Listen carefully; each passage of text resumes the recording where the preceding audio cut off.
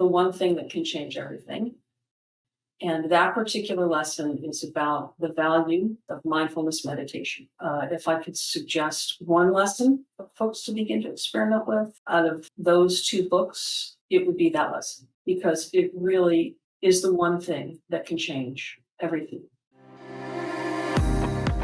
Welcome to Great Practice, Great Life by Atticus Incorporated. What if you could hang out with successful small and solo law firm attorneys, ask them about their successes and failures, their business strategies and mindset habits, then take an insight or two to guide your own growth in your practice? Each week, Steve Riley shares an in-depth look at how to work less while maintaining high client service standards, reduce your stress levels while growing your income, and find time to make changes when you are time-starved. Steve is a lawyer coach for more than 20 years and a former trial attorney. His goal is to provide strategies to help you balance your lives and grow your practice. Now, here's Steve. Hi, it's Steve Riley. Welcome to this episode of Great Practice, Great Life. And I have a soul sister, I guess you would say, here with me today, someone who really embraces the passion, purpose of looking for a real balance in one's practice. It's my dear friend, colleague, Nora Bergman. So Nora, welcome to the podcast. Welcome to the episode. Thank you, Steve. It is great to be here. And thank you for having me. And I'm looking forward to what we might talk about in the coming time. Well, I'm looking forward to as well. I had to remind myself before we started that I can get you on here multiple times because there's so many different things I want to talk to you about. You have a tremendous depth of experience. But what I'd like to do is just start how you ended up on this journey, because you were a practicing attorney. My recollection is you were doing employment law. My recollection is I actually knew you back when you were practicing as an attorney. So let's talk about your unique perspective as a former attorney and how you started the pivot from attorney to practice advisor. Would you do that for me? Yeah, of course. And yes, I did practice, and I still am a licensed attorney. I was licensed in 1992. And I've kept that license because it just is something that keeps me connected to my clients, gives me an understanding, kind of behind the scenes understanding of what they do. Before I went to law school, briefly, between high school and college, I worked as a musician. I still play. You can see the guitar behind me. And I took about 10 years off to do that. And then I decided I didn't want to do that for the rest of my life. Decided to go to college. And my undergrad work was in journalism. And as part of that work, I took a First Amendment law class. And that's kind of what started everything for me on the road down to becoming a lawyer. And I thought, well, this is really interesting. I'd like to do this. At the time, I had a life. I had a home. I wasn't going to travel somewhere to go to school. So I applied to one school, and that was Stetson in St. Petersburg, Florida. And I said, well, if it's meant to be, it's meant to be, and they'll accept me. And if it's not, they won't. I'll go on to a journalism career. And they did accept me. And I started law school. Hated every moment of it for my first 6 weeks. And that's kind of telling, given that I'm not actually practicing anymore. But I made it through the first 6 weeks, even though every day I wanted to go drop out. I said, I'll go drop out tomorrow. And it never happened. So I got out in 92. And yes, I practiced employment law on the plaintiff's side. I had a couple of wonderful mentors where I worked and lived in St. Petersburg who helped me. Back then in 92, the job market was really not great for lawyers. And I was never a big law person. I didn't want to go to a big law firm. So I did back then contract work. I worked with other established attorneys. I met Dana Greenbaum, who is still practicing law in St. Pete. We became good friends. We became law partners. And we had our practice of Greenbaum and Bergman from about 1994 until 1999. And in that area, I did solely plaintiff's employment law. It was right after the ADA was passed. So it was a very hot area of law for those employment lawyers out there. It was a time when, for the first time, plaintiffs could get compensatory damages. So it was a very hot area of law. and I enjoyed it. I thought it was fascinating. But what I didn't like about it was the acrimony of it. Employment law is very much like, in my opinion, corporate family law. So I have a real affinity for family law attorneys because it's so similar. There's a lot of money involved, emotions involved. It can be very, difficult, acrimonious. It's hard. Sorry to interrupt, but I like the analogy. Sure. Say that again. So it's like corporate family law. I love that. So explain that a little bit more. Well, in employment discrimination, you are dealing with a breakup of a relationship, really, most often. It ends in termination or quitting from an employee who feels that they were treated really badly in the relationship. And very often there is a lot of money at stake, depending upon the claim, depending upon the employer, et cetera. At least it was my experience. People get very entrenched in, what happened to them. They can't let it go. Each side feels like they're right. It's challenging. And I see in my family law clients over the years, those very same issues that they are dealing with their own clients. It's a hard practice area. Guys, a tremendous amount of pain, loss of status, like you said, acrimony. It's painful. It's painful. And you're, as a lawyer, advocating for someone who's suffering in pain. And at the same time, you're trying to get the resolution of a case for their benefit and an outcome for their benefit. What was it that made you pivot? Because you have been a practice advisor for 20 plus years. So you made a significant pivot. Was it similar to the journey that you made as a musician into lawyer? What was the shift? The shift began when I was still practicing law. So, and I talk about this briefly in my book, so I'll just mention it now. In 1998, my mother and my aunt, Riva, for whom I'm named, were in an automobile accident. And my aunt died in that accident. And my mom was in intensive care for about 6 weeks after that accident. She passed away the day before my birthday in 1998. And what that whole experience taught me about myself, or maybe illuminated about myself, was that I was not happy in litigation. It wasn't for me. And maybe I knew that when I was in law school and didn't pay attention really to those feelings. But for sure, I knew that I could put on the battle gear. I could go into court, primarily a federal practice. I had a couple of federal trials that were about a week long. I hated every minute of being in court. So when that happened, it made me really take a serious look at my life. And it made me realize that when we leave our homes in the morning to go to work, if we still do, we don't work at home, there's no guarantee that we're coming back. And I don't say that to be maudlin, but it was a reality that hit me, and I knew that I wasn't happy at the time. And I told Dana, I said, I can't do this anymore. I had gotten certified as a mediator because before this happened, I knew something had to change. So I got certified as a mediator and an arbitrator, and I had started kind of moving into that realm. Again, I was fortunate to have a fabulous mentor, a man named Carrie Singletary, who mentored me in mediation, who helped me get a teaching job at Stetson, teaching alternative dispute resolution, and was making that shift. And when the accident happened, I just said, I can't do it anymore. And again, fate smiled. I was fortunate. A friend of mine who's now a circuit court judge here was the president of the St. Petersburg Bar Association. And they were on the lookout for a new executive director. And she came to me and she said, would you consider becoming the executive director of the St. Pete Bar? Oh my God. It was like my dream job because I could stay connected to the practice. I could stay connected to the legal community that I love, but I could extricate myself from the practice and go do something else. So that's how that transition happened. And I did end up leaving the firm. I left Dana and started in July of 1999 as the executive director of the St. Pete Bar, which I loved. I loved that job. I loved it particularly for the work that we did to help other lawyers. That was my favorite part of that job. And that job is how I got to where I am today and how I met Mark. And there's another story behind that if you want to hear it. Sure. Let's go for it.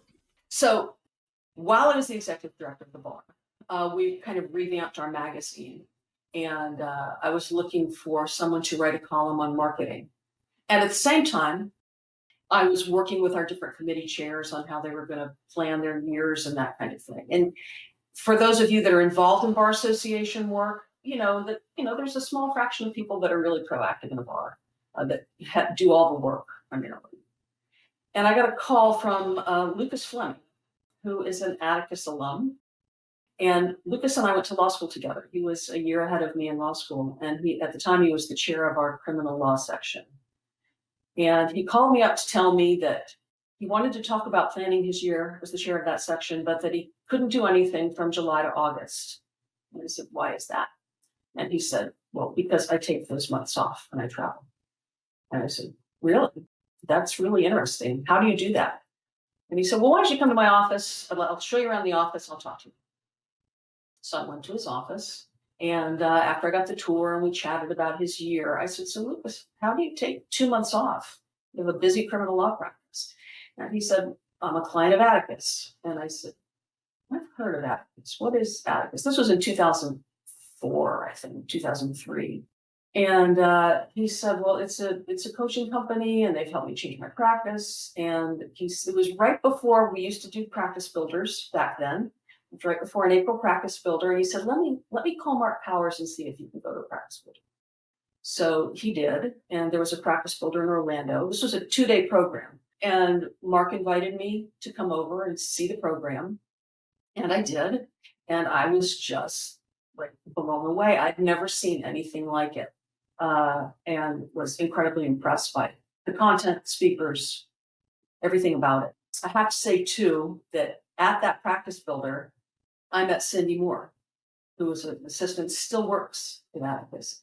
And Cindy ended up being my assistant and has been the only assistant I've had in all my time with Atticus. And she's pretty awesome. So I have to give her a shout out. All my clients know her. So after I went to that program, I thought, well, Mark would be a great person to write a column for a magazine. And I reached out to him and he said, absolutely, he would do that.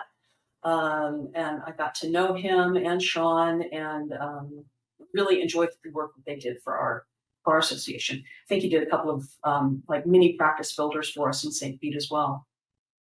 And then around 2005 or so, I realized, I didn't want to be the executive director of the bar I loved it, but it felt like something else out there for me. But I'm not sure what it is. I think I need a coach to help me find out, what my path is. And I immediately thought of Mark. I immediately thought of Atticus. But at the same time, I realized I'm not a practicing attorney. I am not their clientele. So I would need a different kind of coach. But maybe Mark can help me figure that out. So I called him and we spoke. And that conversation about, Mark, can you help me find a coach, kind of morphed into, Nora, would you consider becoming a coach?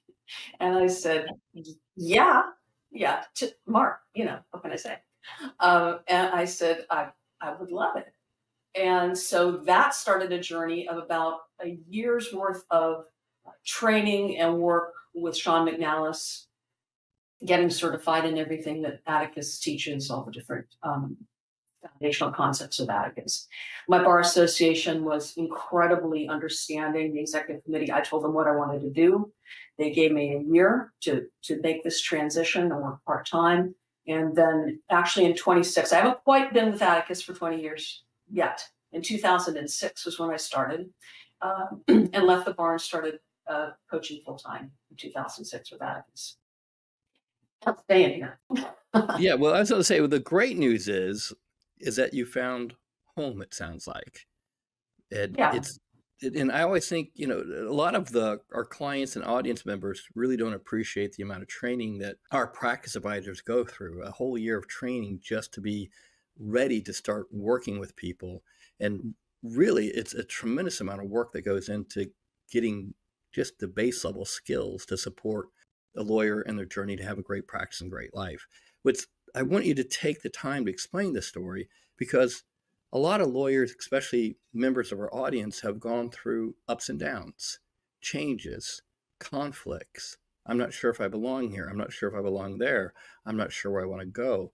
And your journey, your battle scars, your ability to reflect on your own loss, your own learning is something that you really bring to a lot of our clients, to our community, which is wisdom, experience, battle scars. And I think that's an incredibly important thing for people to hear and reflect, because it's not all sunshine, it's not all rose, it's not all uphill. There are a lot of times in life as a practicing attorney, you get hit, and you get hit hard, and the conflict wears on you, the conflict eats at you, and you really have not only walked that path, but you've walked along other lawyers who are currently walking that path, like you referenced with family law lawyers. So I appreciate you telling the story. I appreciate you taking the time with it. I have a couple of questions for you. Based on your experience, now this is the first question. This may be not fair right now, but you were a musician for 10 years. Is that what you said? Approximately. Approximately 10 years. What type of music did you play? Well, I played, let's see, this is really dating myself now. So there used to be a phrase called adult contemporary music. So the Beatles are the reason I play the guitar to begin. So it actually started with my mom. You can see behind me here on, I guess, this side, you see it. That's a pencil sketch of my mom, who was also an entertainer. And this could be perhaps another topic for another day, but my mom was an entertainer in a place called the Coconut Grove nightclub in Boston in the 1940s. And there was a big fire at the Coconut Grove. And if you Google it, you can read all about it. You can read about my mom, who was the pianist in the Melody Lounge where that fire began. Okay. Do you have an article on that? Yeah. I could send you YouTube videos and all kinds of things. Good. We'll put those in the show notes because people might be curious about it. Just like that's a heck of a story. So she started me in the music. She wanted me to play the piano because she was a pianist and singer. And so she started me playing the piano when I was like 4 or 5 years old. And then the Beatles came out, and I was glued to the TV. And I said, that's what I want to do. I want to play that thing there. And my parents resisted for some time, and then they finally bought me a guitar. So that kind of started it all. So when I played, to answer your question, Beatles, Eagles, John Denver was a biggie back then in the day. Elton John, Billy Joel, those kinds of artists. One of my favorite artists is a woman named Mary Chapin Carpenter. And, talking about all the different changes in my life, one of my favorite songs of Mary Chapin Carpenter's is a song called I Take My Chances. And that's kind of, in a way, how I live. I take my chances. I will take a chance on things. And if it works out, great. If it doesn't. So that's it. And I did that for 10 years. And I primarily worked as a solo artist. I grew up in Fort Lauderdale, so I worked in bars and clubs from Miami to the Palm Beaches when I was in my late teens, early 20s. I think one of the neatest songs I have to share this one of the neatest stories. I was working at a place called the Bahia Mar Resort in Fort Lauderdale, Florida. And the Bahia Mar had one of the biggest marinas in Fort Lauderdale. So a lot of people came and stayed at the Bahia Mar. And Jimmy Buffett was a real big deal back then. And especially in Fort Lauderdale. And I was singing one night, just me, my guitar, my drum machine, my bass pedals, I did all the whole deal. And I was singing one of his songs called Volcano.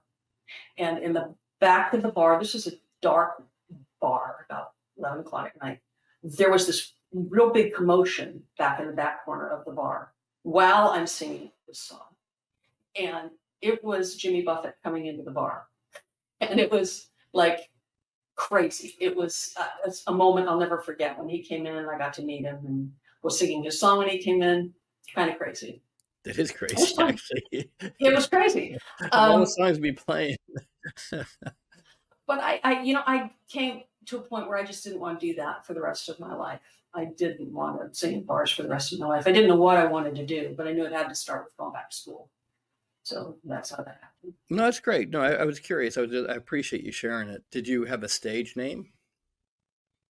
Just my first and middle name, Nora Riva. Oh, perfect. So you've always taken the chances. You've played at different domains. One of the things I found interesting as preparing for this, one of the things I found interesting was some of the certifications that you've done. So you have tremendous training in conflict resolution, like you understand how to work through and manage conflict. You have tremendous training in the DISC profile, and you also have tremendous training in lean. So could you spend a moment talking about how those particular trainings play out in you being able to help your clients? Before we started, we had a little chat, and Steve made a really interesting comment that I want to share, which is like we're talking about a couple of different domains. We're talking about a people-oriented domain, conflict resolution, mediation, very people-focused.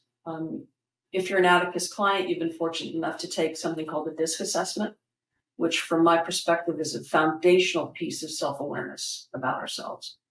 Very people-focused. And then there's this other domain, which involves Lean and Lean Six Sigma.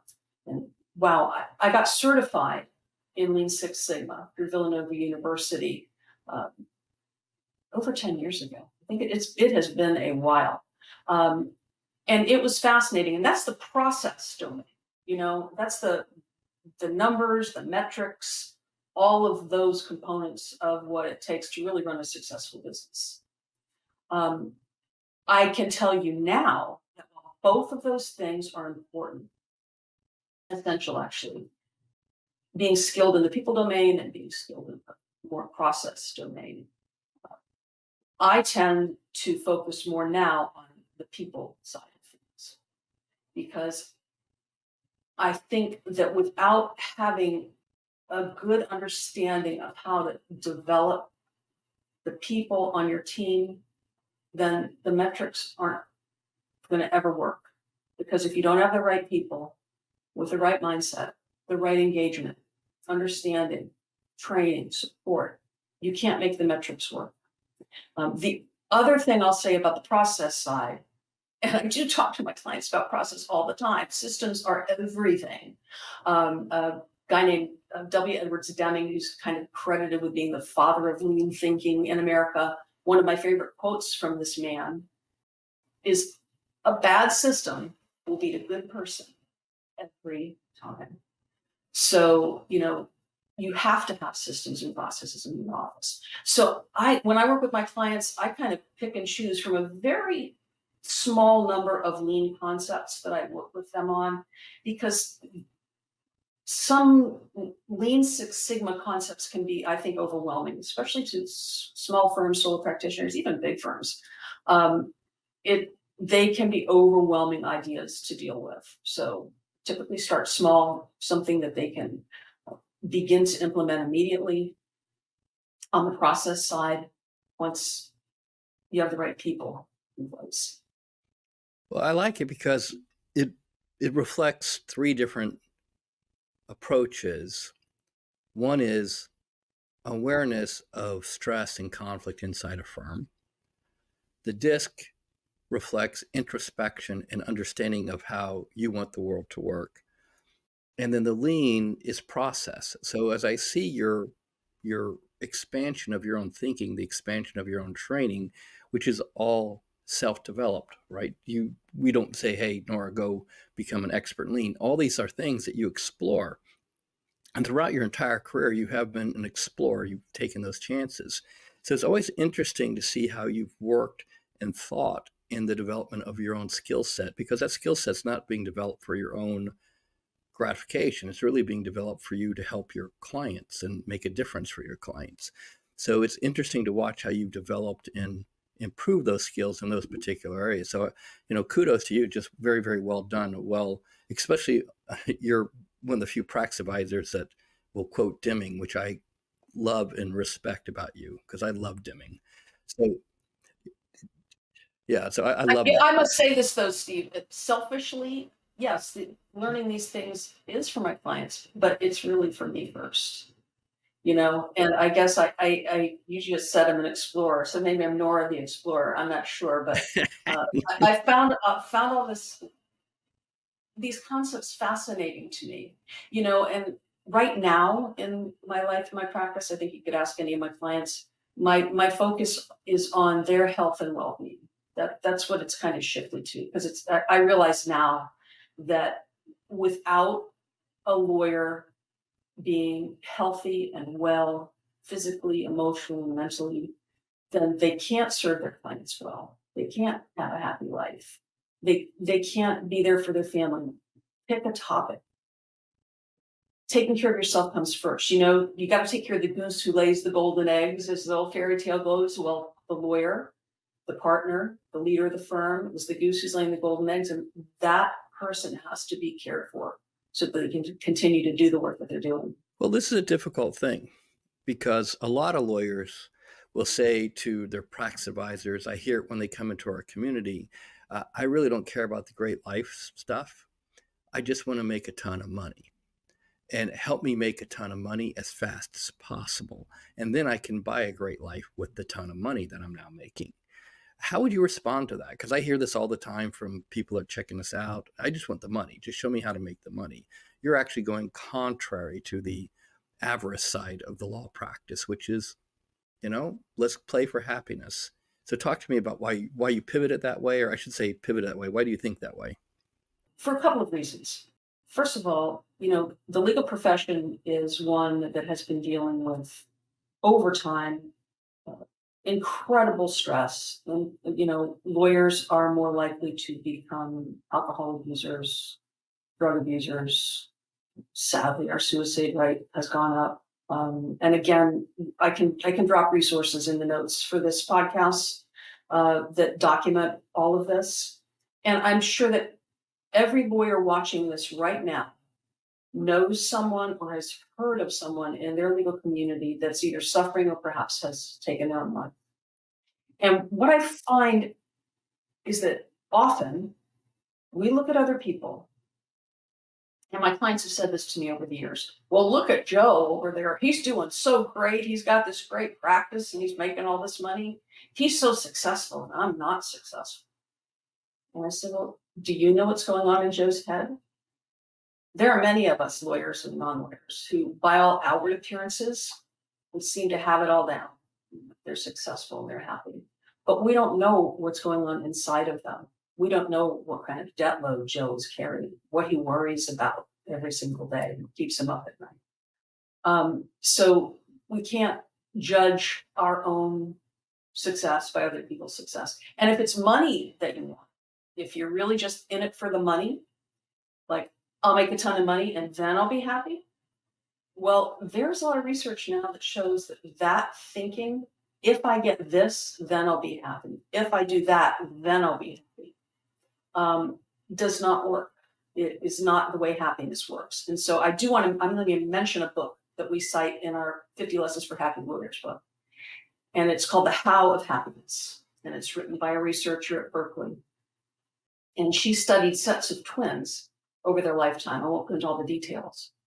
But what she determined from her research is a concept that essentially says that when we look at happy people, here's what we find.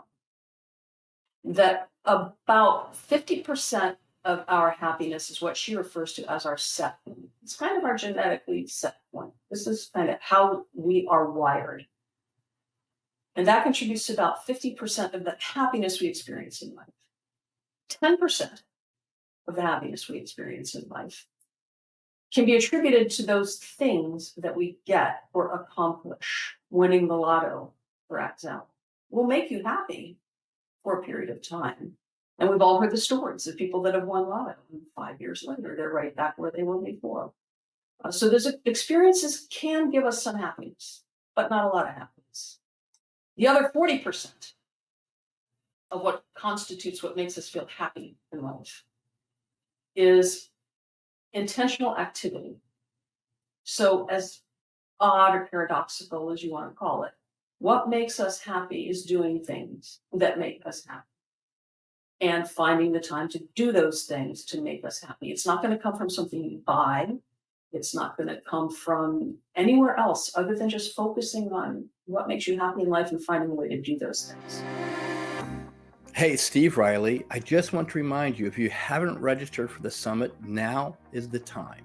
Last year, the event sold out, the hotel sold out, and if you're not one of the first people in, you may not get to go.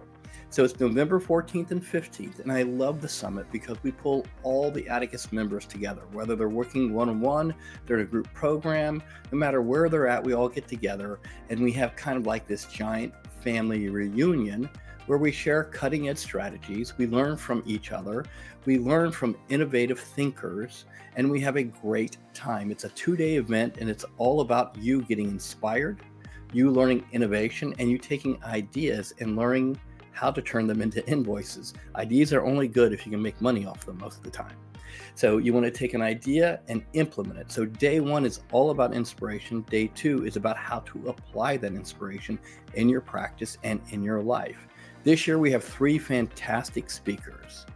Max Legavier, who is going to talk about his thinking around his book, Genius Foods, his podcast, Genius Podcast, all about how to improve your cognitive function. We're also going to have Mike Michalowicz with his new book, All In. It's going to be focusing on how you can build and scale your law firm team. And one of my personal favorites, Robert Rose, is coming back. In fact, I think Robert is the first speaker we've ever brought back for an encore performance. Robert's going to talk to you about how to use content marketing to harness the brand of your law firm. How do you take content marketing and use it to get more better clients? It's an incredible opportunity for you to learn how to improve your brain, how to improve your team, how to improve your marketing. And those are just 3 of the keynote speakers. So I put some information in the show notes below. Click the link, register. I hope to see you there. It's interesting. So your argument is, look, it's a fool's game. You can't achieve your own thinking. You have to basically invest and learn how to be happy, more or less. And you're coming from a commitment. That's something that you want for your clients. You want them to be on a quest for their own improvement and happiness. And I think you nailed it on the statistics. We'll go ahead and put the statistics in the show notes, the research. I think this lawyer suicide is underreported. I don't think it's being accurately reported. I think between you and me, we probably could name people that we know that took their own life and it wasn't reported as a suicide, but it would sure be what we consider suspicious circumstances, so to speak. There might be a lot of celebrations of life where there's not a direct correlation, a reporting of that. So I think it's terribly underreported. I think it's underreported in society. I think it's underreported in our industry. I think it's a big deal. So you're going right at the heart of it for a lot of your clients, which is, let's work on wellness. Let's work on happiness. Let's work on the great life conversation in addition to the great practice, what I think is huge. Yeah, and I think they're integrated things. You are not, in my opinion, you're not going to have a great practice or great business if you don't have a great life that underpins it. If your life affects your practice affects your life. And if I want to come back to something that you said a moment ago, Steve, that lawyers are on a journey to learn how to be happy. And I'd like to tweak that language just a little bit. It's not so much learning. I don't know if there's anything to really learn. I don't know. But, as we say in the 50 Lessons for Happy Lawyers book, it's about practicing it. You can't actually either just choose to be happy, because sometimes things aren't making you feel happy. You can't choose it, but you can work on it, and you can think about how you frame what happens to you in your life. And can I just share one example of what I mean by that? Yeah, absolutely. So I'm going to talk about another book by a man named Srikumar Rao, R-A-O, called Happiness at Work. And I was fortunate to hear this man speak a few years ago. And he said something that changed my life. He talked about the idea of how often we judge things in our lives. And, lawyers probably judge things more than most, but we go through our day every day saying good thing, bad thing. Oh, that's awful. Oh, look at that. And we kind of internalize those things. But Dr. Rao talks about this idea that as soon as we label something a bad thing, that's a bad thing, it almost ensures that we will experience that as a bad thing. Yet, how often in your life, let's just think about your own life, have you labeled something a bad thing? And in retrospect, a month later, a year later, 5 years later, it really wasn't a bad thing.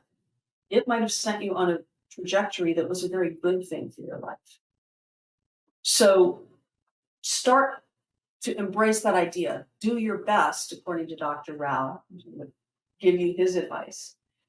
To not label things bad things when they happen. If you can't call it a good thing, at least just call it a neutral thing.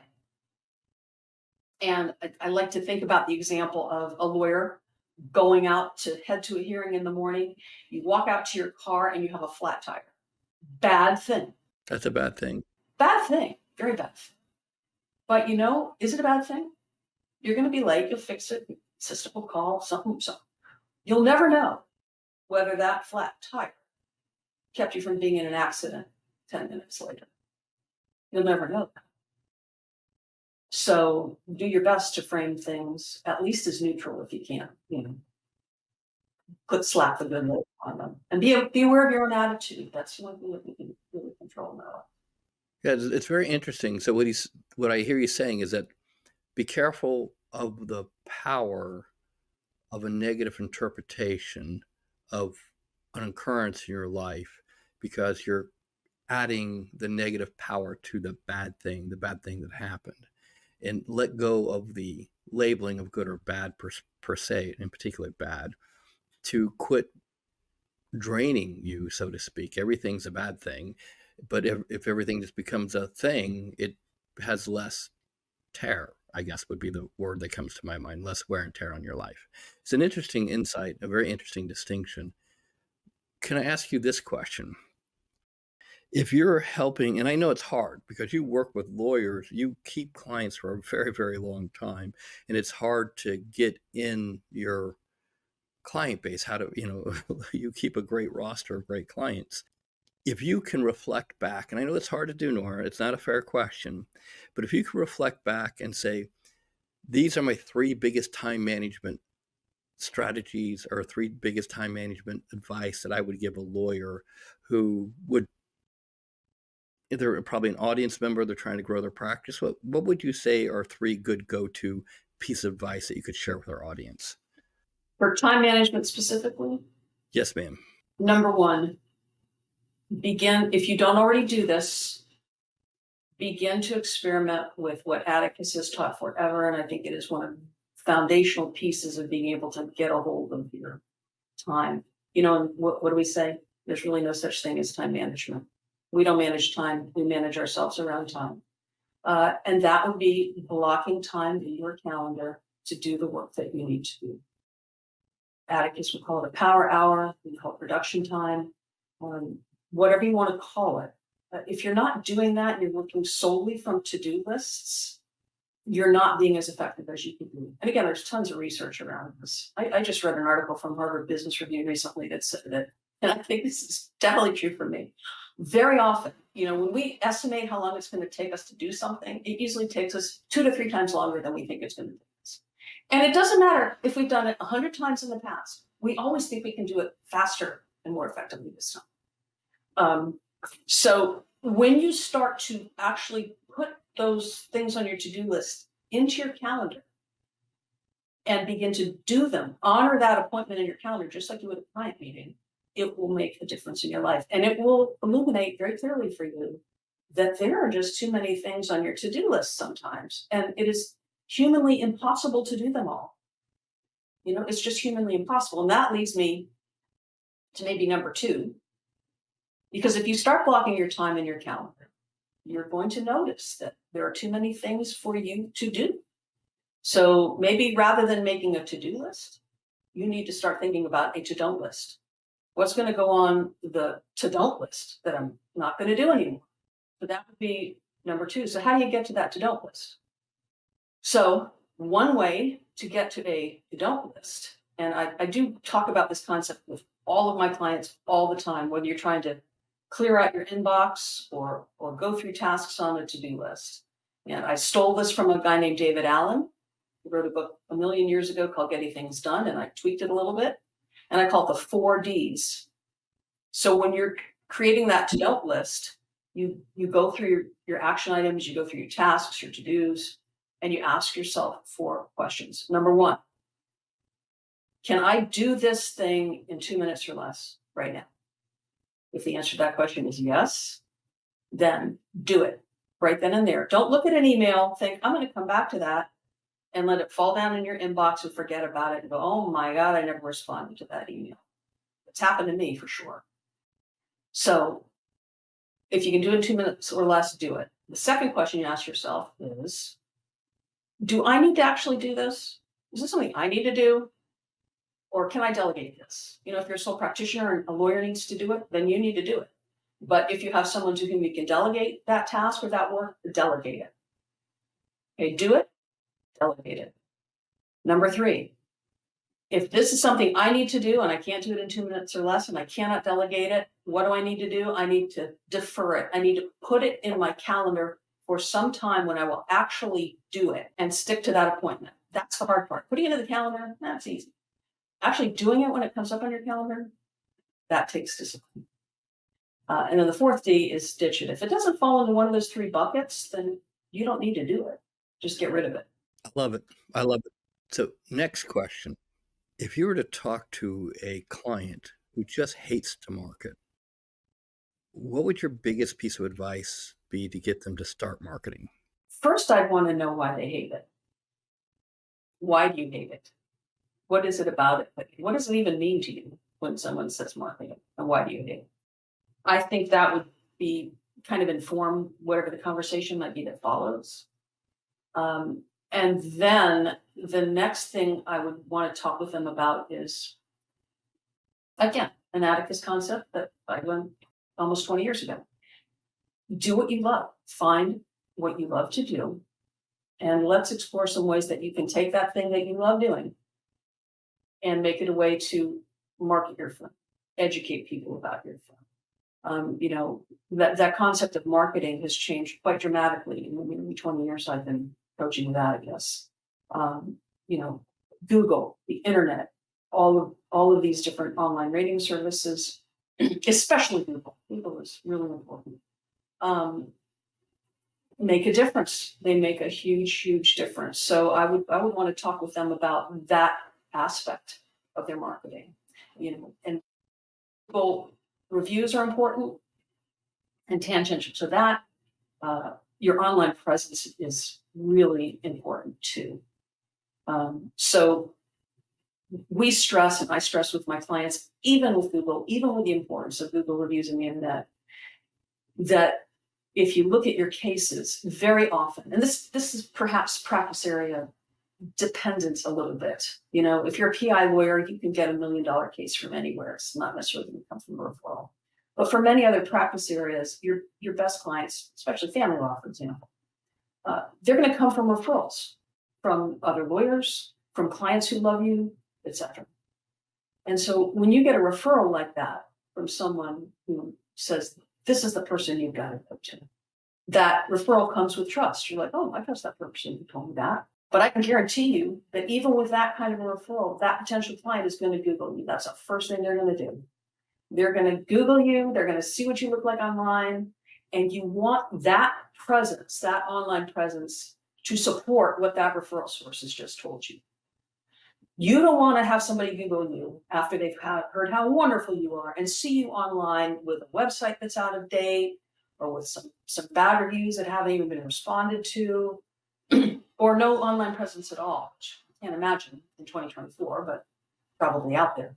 You want that online presence to support your referrals, not negate your referrals. It's interesting. I think you raise a couple of very good points. The one point about the website's critical, which I think a lot of lawyers don't appreciate. I keep arguing your most important real estate right now is your virtual real estate, your website. Now, we can talk all about social media. We can talk about everything around that.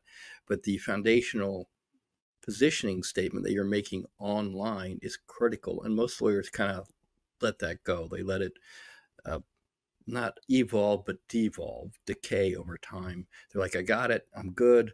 But it's an evolutionary process. So it's interesting that you bring that up. Here are my next questions for you.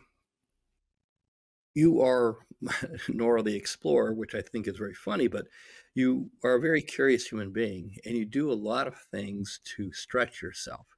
You have written quite a few books. Could you spend a few minutes and talk about the books and what inspired the books and what you see coming next for you as an author?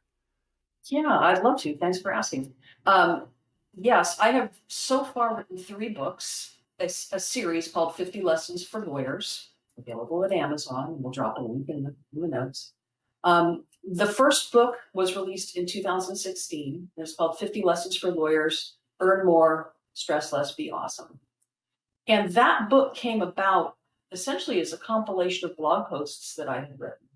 I started blogging really, or writing, when I was the executive director of the St. Pete Bar before I joined Atticus.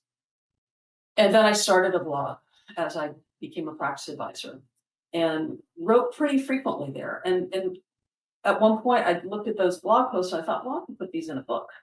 And we went through a few iterations. It was going to be a bunch of ebooks and it was going to be something else. And then I thought, no, I think let's just make it a book. So I worked, that first book came out in 2016. I had an editor.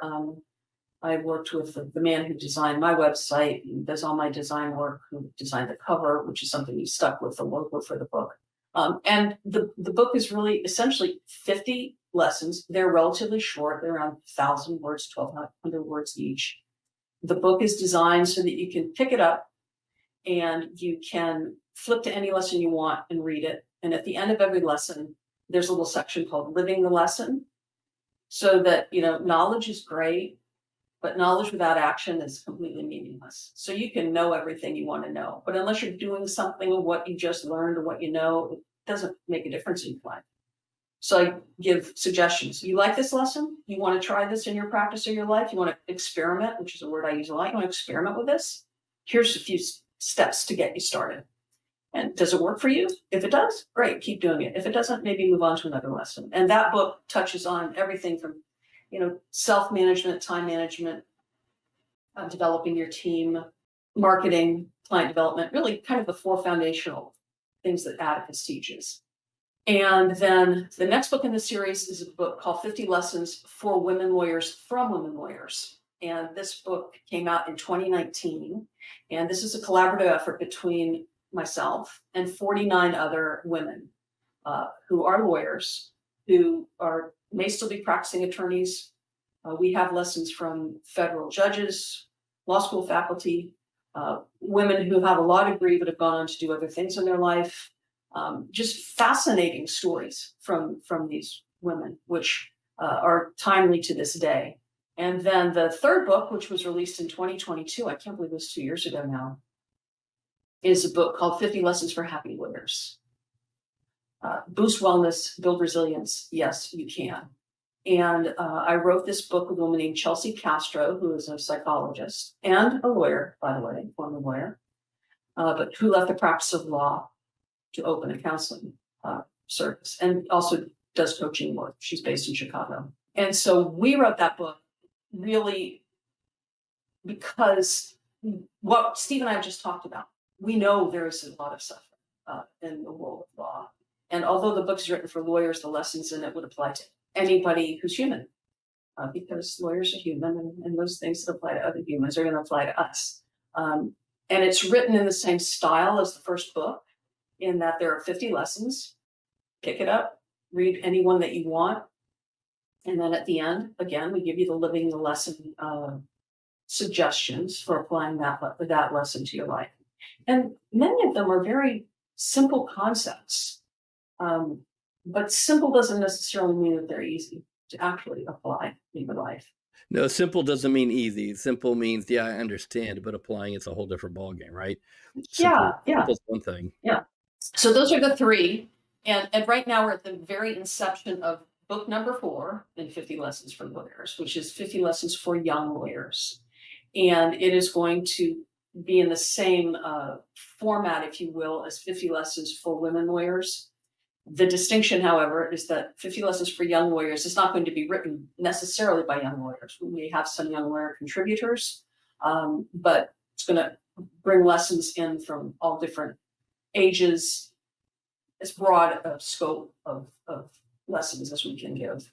You are prolific, and you're always pushing the envelope in some way, shape, or form. I do have a question. It'll be totally unfair. If you think about the lessons for 50 lawyers, happy lawyers, What do you think is one thing that you could pass on to an audience? One of the lessons out of your book that you say, this is one of my favorite lessons out of the book on 50 Lessons for Happy Lawyers. What would it be? Well, that's not a difficult question. It is a lesson that actually first appeared in the first book called The One Thing That Can Change Everything. And it retained that title as we moved it into 50 Lessons for Happy Lawyers. And that particular lesson is about the value of mindfulness meditation. And if I could suggest one lesson for folks to begin to experiment with out of those two books, it would be that lesson. Because it really, in my mind, is the one thing that can change everything. Everything changes. And it changes imperceptibly, I guess is the best way to put it, over time. You won't change your life through really anything overnight. I say that, and then there are certain circumstances in our lives where we can change overnight. We can have a heart attack, somebody can die, we can change like that. And sometimes that change is lasting. But very often, change takes time to occur in our lives. And mindfulness meditation not only helps us change everything else about our life, but it strengthens our brain. And so I would just want to, can I say a little bit about mindfulness? I don't want to Absolutely. too far down this path. No, absolutely. There's a ton of research out there about why mindfulness is beneficial to us. So first, let me say, when we talk about mindfulness meditation, it is a specific type of meditation. We use the term meditation. It's kind of analogous to the word sports. So when you say sports, there's thousands of different types of sports. And when we say meditation, there are all different types of meditation as well. Spiritual meditation, transcendental meditation, and other types of meditation. Loving kindness meditation.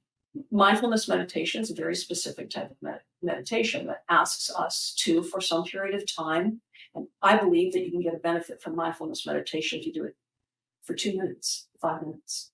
You don't have to sit for a half an hour.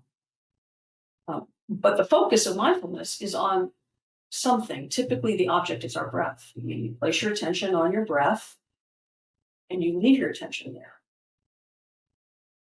The benefits of it are myriad, and as I said, they're everything from health benefits to emotional benefits. But here's why I think mindfulness is really valuable to lawyers, and why I encourage all of my clients to experiment with this idea. So when you engage in mindfulness, you are asking your brain to focus on your breath. Now, when we do this, thoughts are going to keep coming through our mind. You know, everybody knows this. You can't stop them. They're like clouds in the sky. But what you can do is notice them and say, thinking. I'm not thinking now. I'm focused on my breath. And come back to your breath. And you'll be distracted over and over and over again. Mindfulness is not about trying to stop the thoughts, because you can't. One of the books that I love is a book by Carrie McGonigal, and she talks about, the book is really about developing our willpower, but in it she talks about mindfulness. And she says, anybody ever tells me that I suck, forgive me, I suck at meditation because I can't stop my thoughts. She's like, no, that's the whole point. The whole point is to notice that you have these thoughts and come back to your breath. And every time you do that, every time you notice a thought, you say, I don't want to think about that. You come back to your breath. You strengthen that portion of your brain that allows you to do that, to notice a thought and come back to what you want to focus on. So that was a very cursory kind of example of what happens. And sometimes I've heard the analogy that mindfulness is like push-ups for your brain, because every time you notice a thought and come back to what you want to focus on, you've done a push-up for your brain. And so if you continue to do push-ups for your brain, you strengthen that aspect of your brain that allows you to come back and focus on what you want to focus on. And as a practicing lawyer, how valuable is it? How valuable would it be to be able to focus on what you want to focus on during the day and not be distracted by the ping of your phone or an email coming in or anything else. You can be distracted, but you have the mental strength from your push-ups to come back and focus on what you want to focus on. So that would be the one lesson. That is the one thing that changes everything. And all of these lessons have a quote at the top. And the quote for that lesson in 50 Lessons for Happy Lawyers is from a poet named David White. And that quote is, "All things change when we do." And I believe that to be true too. Say that again. Do that one again. Slow down and say it. All things change when we do. My wife that's great. All things change when we do. My wife always says, nothing changes till you change. So it's kind of a more eloquent way of saying that. I will tell her that she got referenced. She didn't need reference, but a poet had a similar thought. Say it again, one more time. All things change when we do.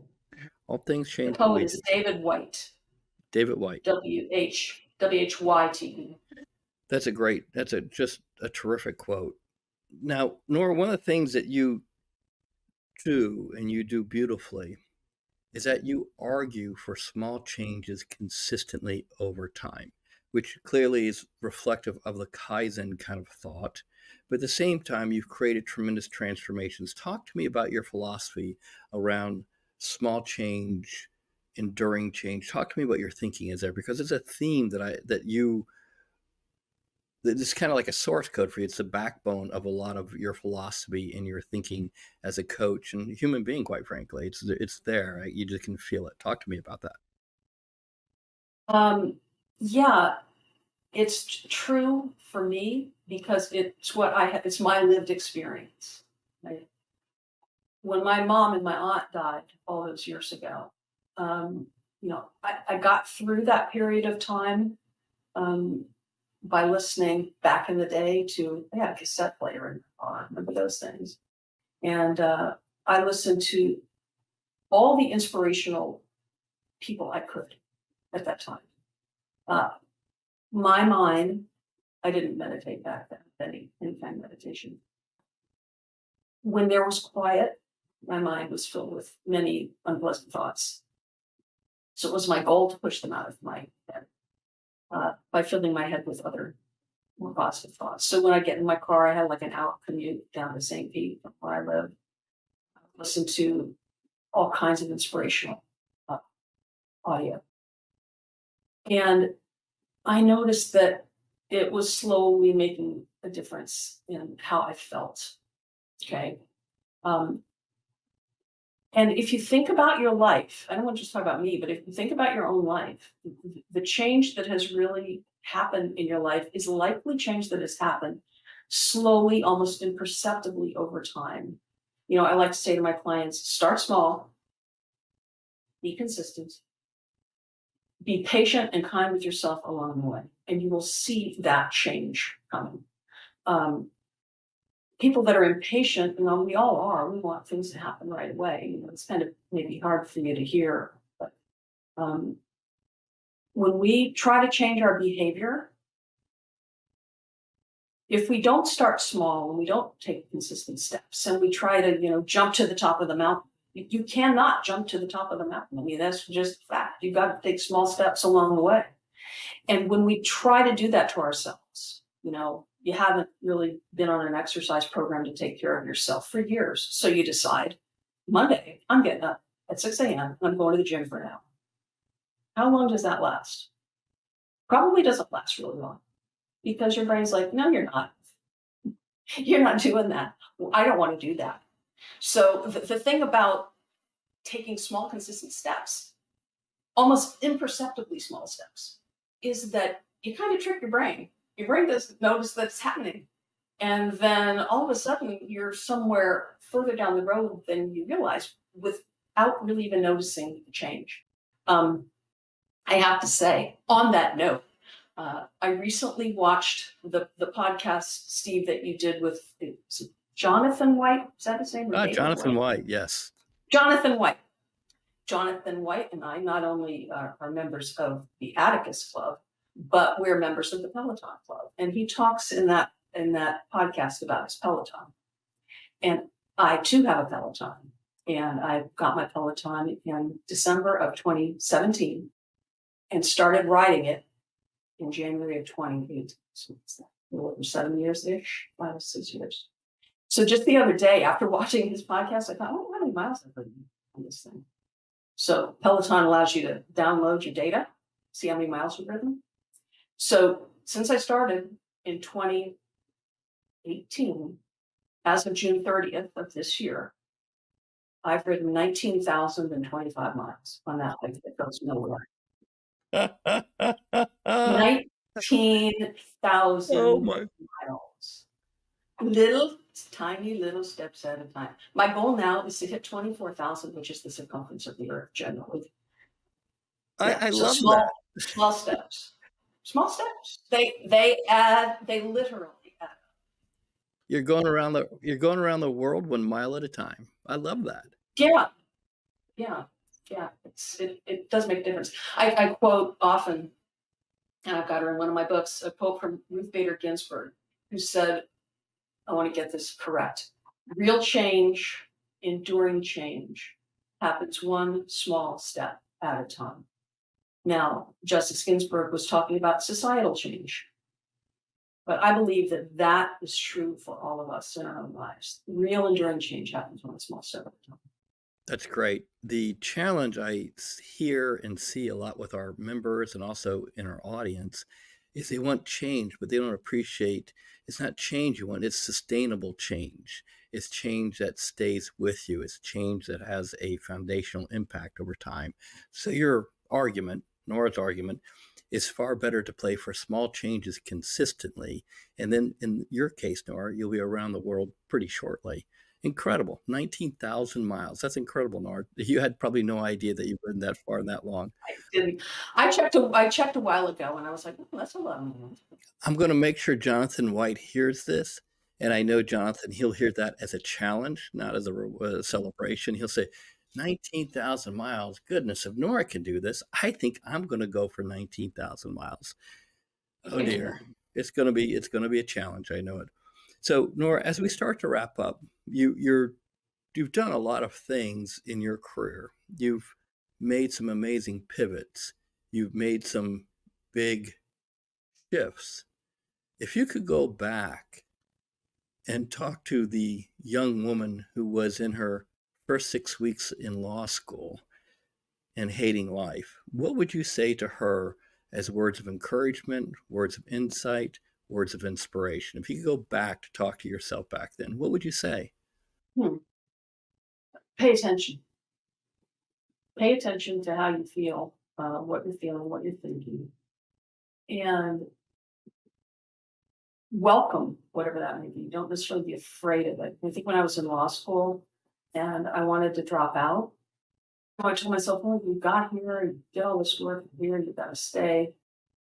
I don't remember all the things I told myself back then, but no, those initial feelings of this just doesn't feel right for me, interestingly, were correct. At least the practice of law. But at the same time, good thing, bad thing, who knows? Well, it actually turned out, I thought it was a bad thing at the time, turned out to be a really good thing because toughing it out, going through law school, doing what I did at the beginning of my career has led me here. And I love where I am now. That's one thing that I would say. Gosh, yeah, pay attention. Pay attention to what you're feeling, how you're thinking. Do your best to, I don't want to say manage those thoughts, but yeah, to manage your feeling and your reactions, and don't be afraid of them. What's interesting, you're kind of connecting the dots to the mindfulness. So you're talking about a self-awareness. It's not, don't invalidate the fact that what you're experiencing is negative. Don't invalidate it, but acknowledge that, hey, this may not be working for you, may not be in the direction that your heart and your soul are calling for at this point. So I totally get what you're saying. So as we start to wrap up, I just want to say thanks. And I know that you went through a lot to become part of the Atticus family. And just, it's so great to have you part of our little Atticus community and be a thought leader and an encourager and an educator and writer an influencer in all the ways that you have. You paid a lot of prices to get here, but you've made a heck of a difference for a lot of people. So while it looks like one small change every day that you coach, advise, encourage, support, and give feedback, those are transformative changes over your life that have impacted a lot of other lawyers' lives. So thank you. Thank you for all the work you've done, Nora. Thank you, Steve. Proud to be a part of this family. Thanks for joining this week's episode of Great Practice, Great Life. Please tune in weekly to get the next episode.